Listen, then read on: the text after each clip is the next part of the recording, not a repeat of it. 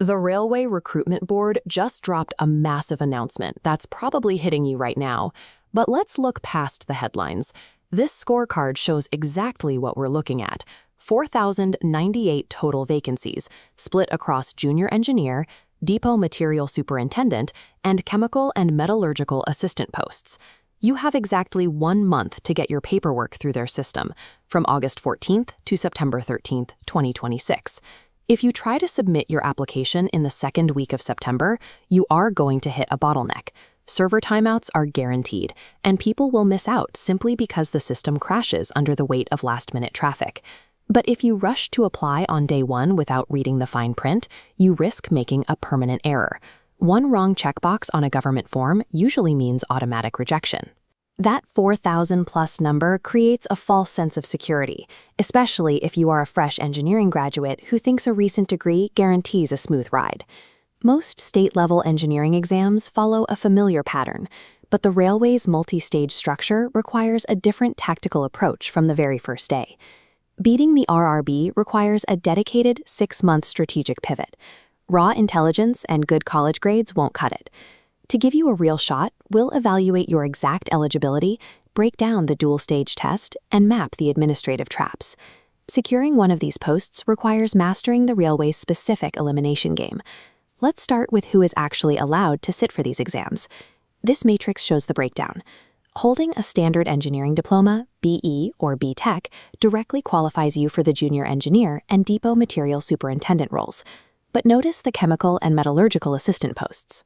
These are highly restricted to specific science degrees like chemistry or metallurgy. If you have a general engineering background, you are locked out of this category. Down below are the strict age parameters set by the Railway Recruitment Board. You must be between 18 and 33 years old.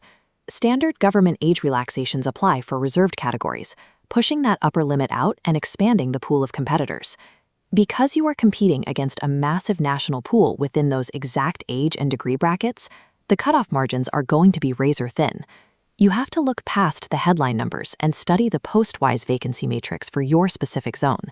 You need to aggressively hyper-target specific posts you are legally qualified for. Preparing for a generic pool of 4,098 vacancies is a losing strategy. Now we hit the biggest hurdle, the selection process itself. This flowchart maps the reality of the RRB funnel. You face CBT1 screening, CBT2 merit, document verification, and finally the medical exam. Each step narrows the field aggressively. Let's focus entirely on CBT1. It is designed purely as a non-technical, ruthless screening layer. This chart shows the CBT1 battleground. You have to master math, reasoning, general awareness, and basic science. Here is the fatal mistake engineers make.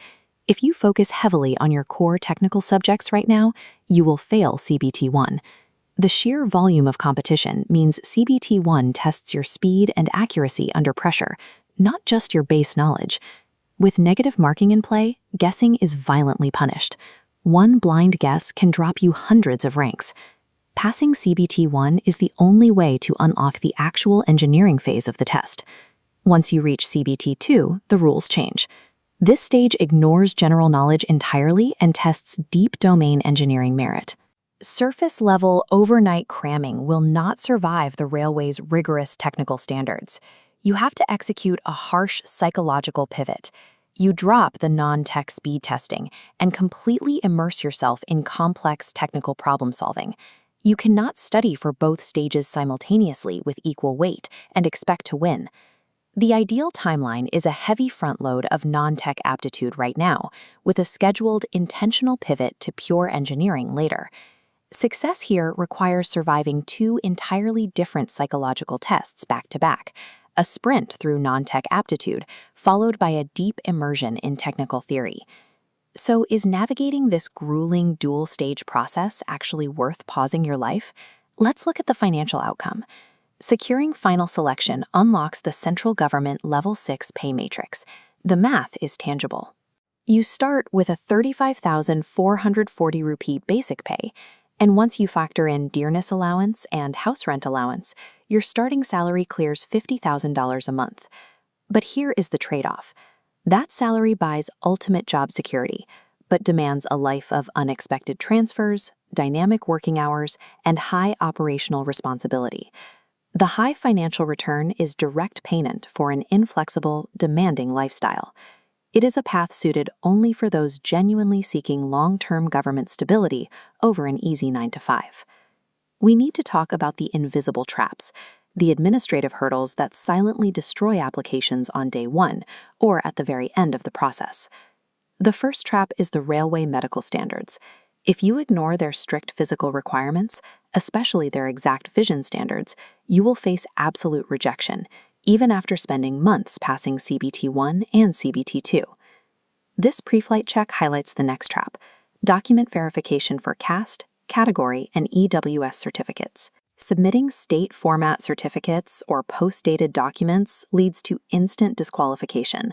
The railway only accepts specific central government formats. Self-assessing your physical fitness and securing the correct central paperwork is a non-negotiable prerequisite. Without them, even a perfect score on the written test is useless.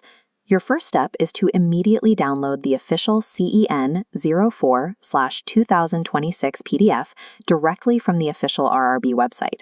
Cross-reference your specific degree against the post-wise eligibility and medical standards before you pay a single rupee for the application fee. 4,098 vacancies represent a massive opportunity, but only those who respect the process, avoid the traps, and prepare with phased precision will actually claim a seat.